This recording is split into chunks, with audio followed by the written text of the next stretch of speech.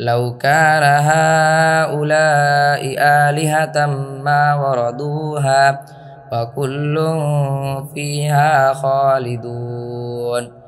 99 যদি তারা ইলাহ হতো তবে তারা জাহান্নামে প্রবেশ করত না, আর তারা সবাই তাতে স্থায়ী হয়ে থাকবে।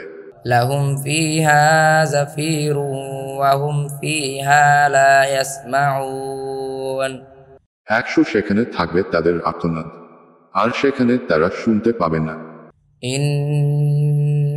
ইন্নাল্লাযীনা সাবাকাত লাহুম মিন্নাল হুসনা উলাইকা আনহা মুবাআদুন।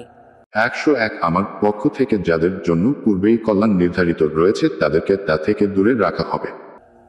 লা ইয়াসমাউনা হাসিসাহা ওয়া হুম ফীমা ইশতাহাত আনফুসুহুম খালিদুন।